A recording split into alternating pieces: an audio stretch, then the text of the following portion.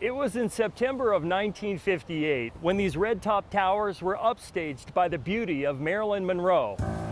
San Diegans were mesmerized by a star who stood right here.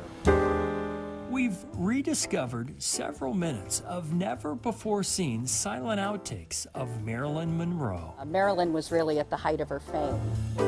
This footage was shot at Hotel del Coronado, where Gina Petrone is the heritage manager. Can you believe we've never aired this? This is incredible. Incredible footage. Have you seen any of this before? No. No, absolutely no. If there's one thing I admire, it's a girl with a shapely ankle. Me too. Bye-bye.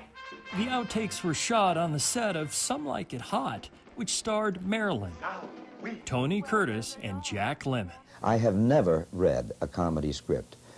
Not only better, maybe not its equal. The outtakes of Marilyn were first discovered decades ago. 1958. By News 8 photographer Ben Cutchell, hidden away in an archive canister, simply labeled Outs. There's maybe 2.5 minutes of Marilyn, Jack Lemmon, Tony Curtis on the beach at the Hotel Del, and I thought, wow. About 30 seconds of that footage aired in a Larry Himmel story.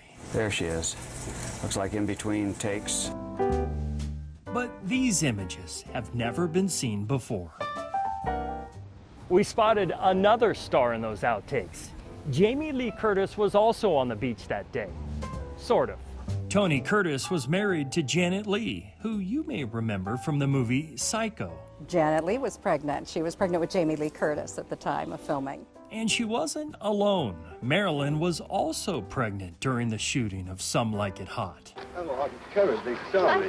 You're not hurt, are you? Which could have contributed to her showing up on set 3 and 4 hours late, according to the director, Billy Wilder. So you just say, my God, this was a question as to who is going to have a nervous breakdown, me, the two guys who were suffering, or the money man. But Wilder had to admit, Marilyn was worth the wait. I wanna be kissed by you. In 2009, while celebrating the film's 50th anniversary, I interviewed Tony Curtis. It was fun. You know, it was fun.